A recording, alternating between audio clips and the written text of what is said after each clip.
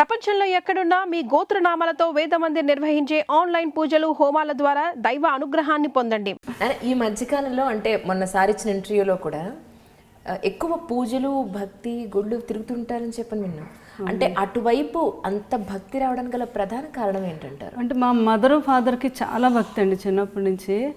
అయితే చిన్నప్పటి నుంచి మా మదర్ ఏంటంటే దేవుడి దగ్గర కూర్చొని మంత్రాలు అవి కూడా బయటకు చదువుకోవడం అలవాటు. ఆ బయటకు చదువుకోవడం విని విని నేను కూడా ఇంకా బయటకే చదివేస్తాను ఈ రోజుకి.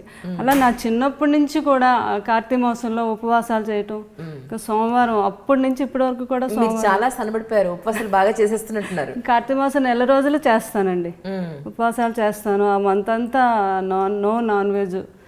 అసలు నాకు బాగా భక్తి ఎక్కువ, భగవంతుని బాగా నమ్ముతాను అనమాట నేను. అలా మా మదర్ దగ్గర నుంచి అలవాటైంది నాకు.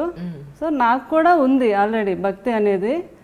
మా అమ్మగారు దెబ్బలాడేవారు, పెళ్లి కాని పిల్లలు అలా ఉపవాసాలు చేయకూడదు, అలా ఎక్కువ అది అంత పిచ్చిగా ఉండకూడదు అది. కానీ ఆ విషయంలో మాత్రం నేను వినేదాన్ని కాదు.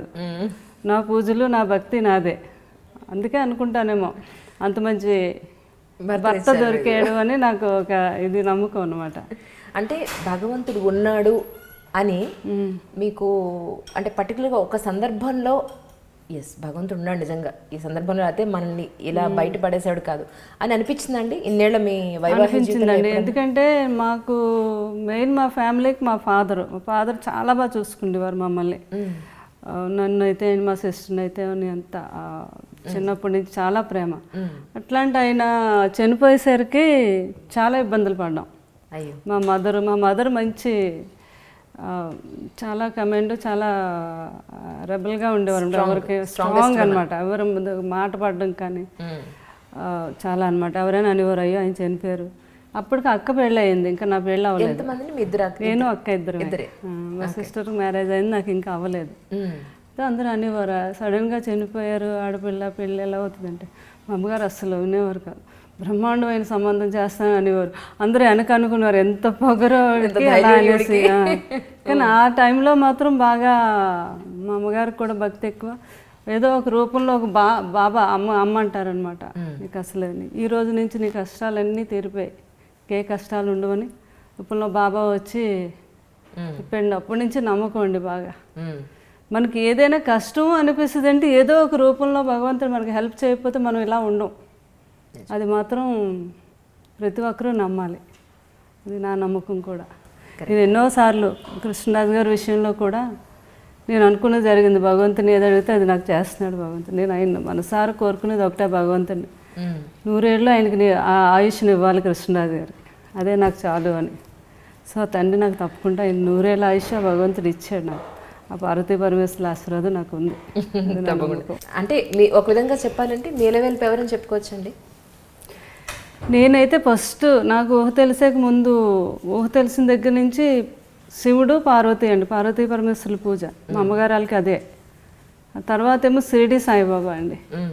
బాబాని బాగా పూజ, అందుకు మా 3 పాపలకి అదే పేరు పెట్టాను నేను. సాయి ప్రసీద పెద్ద పాప పేరు, సాయి ప్రకీర్తి, సాయి ప్రదీప్తి. 3కి సాయి కలుపుకున్నాను. ఆ ప్రసీద ప్రకీర్తి ప్రదీప్తి కృష్ణరాజు గారు పెట్టుకున్నారు. వీళ్ళ ఫ్యామిలీలో అందరూ ప్రాతోనే వస్తుంది. మా కృష్ణరాజు గారు నేను మ్యారేజ్ అయ్యి వచ్చేసరికి అమ్మాయిని పెంచుకున్నారు. బాగా ఇష్టం అమ్మాయి అంటే. అమ్మాయి పేరు ప్రశాంతి. నేను వచ్చాక మ్యారేజ్ చేశాను అమ్మాయికి.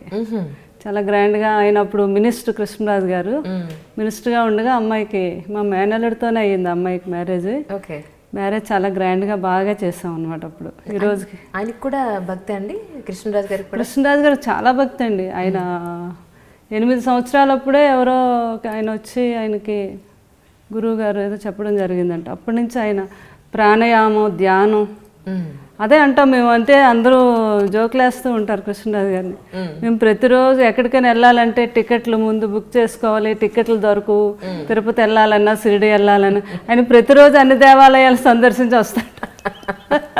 ఆయన ధ్యానంలో తిరుపతి వెళ్తారు, షిరిడి వెళ్తారు, తర్వాత శ్రీశైలం వెళ్తారు. అందరినీ ప్రతిరోజు ఆయన ఆ ధ్యానంలోనే అభిషేకం చేస్తారు. చాలా గొప్పగా చేస్తారండి ధ్యానం. నేను వెళ్ళి ఎంత చప్పుడు చేయనండి, అక్కడ ఏమైనా పడేయండి ఆయనకి అసలు తెలీదు. అంత ఆధ్యాత్మికంగా చేస్తారు ఆయన. చాలా భక్తి. అయ్యప్ప స్వామి ఇంచుమించుగా 18 years వెళ్ళారు ఆయన. ఎవ్రీ ఇయర్ మెడ్రాస్ నుంచి ఒక ట్రైన్ వేసేసేవారంట. ఆ ట్రైన్ నిండా ఫుడ్, ఆయన ఫుడ్ పెట్టడం ఇష్టం కదా, అరటి పళ్ళు గెళ్ళు ఇవన్నీ కట్టేసేవారండి, కొబ్బరికాయలు చేయండి అక్కడ శబరిమల వెళ్ళే వరకు. తర్వాత ఆ తల్లిదండ్రులు కూడా తీసుకెళ్లారు ఆయన.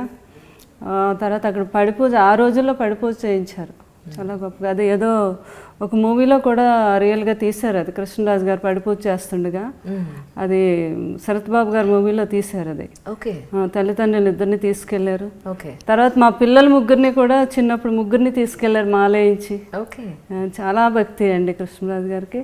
ఆ బ్రదర్ కూడా సూర్యనారాయణ ప్రభాసాలు బ్రదర్ కూడా అయ్యప్ప స్వామి గుడికి చాలాసార్లు వెళ్ళారు. తర్వాత తిరుపతి కూడా ఎప్పుడు ఎన్నోసార్లు మెట్లెక్కి వెళ్ళారంట.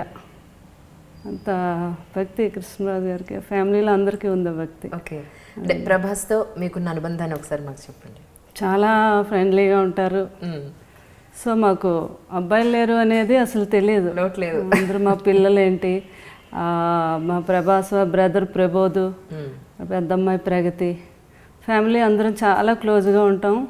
తర్వాత ప్రభాస్ కూడా చాలా ఆప్యాయతగా కన్నమ్మ పెదబాజీ అని పిలుస్తూ ఉంటే చాలా ఆనందంగా ఉంటుంది మాకు. ఆయన కూడా చిన్నపిల్లాడు, కృష్ణరాజు గారి మనస్తత్వమే అంత ఎప్పుడు సరదాగా ఉండాలి, ఆయనలాగే అందరికీ భోజనాలు పెట్టాలి. భోజనాల గురించి అయితే సంవత్సరాలు మేము అందరం కూర్చుంటే టాపిక్ ఏమొస్తుంది తెలుసు, భోజనాల గురించే. ఏం చేపలు, రొయ్యలు, బిర్యానీ, దీని గురించే మాట్లాడుకుంటూ ఉంటాం. చాలా ఫ్రెండ్లీగా ఉంటారండి, చాలా మంచి అబ్బాయి. అంటే అందరూ అనేది ఏంటి అని అంటే, ప్రభాస్ ఫాదర్ చనిపోయిన తర్వాత అంతా కూడా కృష్ణరాజు గారు తనే తండ్రి దగ్గరుండి మంచి చెడు అంతా చూస్తున్నారని చెప్పాను. అవునండి. అంటే కృష్ణరాజు గారు మీకు ఫ్యామిలీకి మొదటి నుంచి, ఇప్పుడనే కాదు, మొదటి నుంచి వాళ్ళ ఫ్యామిలీ అందరికీ కూడా ఆయన గాడ్ అనమాట. ఇంకా ఫ్యామిలీలో ఎవరికైనా సిస్టర్స్ అవనివ్వండి, బ్రదర్స్ అవనివ్వండి, మేనకోడలు ఉండి ఎక్కడెక్కడ మొత్తం వాళ్ళ పెదనాన్నగారి పిల్లలు, చిన్నాన్నగారు, ఇంక వీళ్ళు వాళ్ళు కాదు, అందరినీ గుర్తుపెట్టుకొని ప్రతి ఒక్కరికి అండగా ఉండి ఆయన అందరూ ఉన్న ఫ్యామిలీ ఇంకా చాలా ఇష్టం. ఫ్యామిలీలో అందరినీ కూడా ఆయన ఎంతో కొంత ఆయన దాంట్లో ప్రతి ఒక్కరికి కూడా చేయూతగా ఉన్నారు ఆయన ఈ రోజుకి. మా మామగారు అనేవారు, దశరథ మహారాజుకు రాముడు ఎలాగో నాకు నా కొడుకు ఎలాగమ్మా అని నాతో. అట్లాంటి కొడుకుని కన్నా నేను ఎంతో అదృష్టవంతుని చెప్తూ ఉండేవారు కూర్చొని. నా మ్యారేజ్ అయిన 6 months 7 months వరకే ఉన్నారు, తర్వాత చనిపోయారు. కానీ చాలా ఆప్యాయంగా మాట్లాడేవారు. నేనంటే విపరీతమైన ఇష్టం ఆయనకి. ఆయన అనేవారు, నాకు కల్లో కనిపించి గొబ్బి పువ్వులు పూజ చేస్తుంది అమ్మాయి, నీకు కోడలుగా వస్తుంది. నిజంగా మాకు పల్లెటూరులో గొబ్బి పువ్వులు ఉంటాయి కదా చుట్టూ, అవే ఎక్కువ పూజ చేసేదాన్ని నేను. పూజ చేస్తుంది అమ్మాయి, అది నీకు కోడలుగా వస్తుంది అని అనేవారు ఆయన. ఖచ్చితంగా నువ్వు అలా వచ్చావు, నువ్వు పార్వతీదేవి, నా కొడుకుని బాగా చూసుకుంటావు అనే ఒక నమ్మకం అనమాట ఆయనకి అని అంటుండేవారు అనమాట. అంత ఇష్టం నేనంటే మా అత్తగారికి, మామగారికి. మా ఫ్యామిలీ అందరూ కూడా మంచి, అందరికీ బాగా ప్రేమ నేనంటే. అంటే వాళ్ళందరికీ చాలా ఇష్టం అండి కృష్ణరాజు గారిని. కృష్ణరాజు గారిని వాళ్ళందరూ కూడా ముద్దుగా నాన్న నాన్న అని పిలుస్తూ ఉంటారు. పిల్లలందరూ కూడా నాన్నమాయ అంటూ ఉంటారు అనమాట. అందరికీ ఆయన ఇంకా నాన్నమాయ, నాన్న ఆ ముద్దు పేరు. సో ఫ్యామిలీ అందరూ మేనకోడలు వాళ్ళందరికీ ఇష్టం కాబట్టి ఆయన్ని నేను బాగా చూసుకుంటున్నానని ఒక ప్రేమ అనమాట వాళ్ళందరికీ నా మీద. మా మావయ్యని ఎంత బాగా చూసుకుంటారో మా అత్తయ్య అంటారు మేనగోడలు అందరూ. అలాగే ఇంకా అందరూ అనమాట.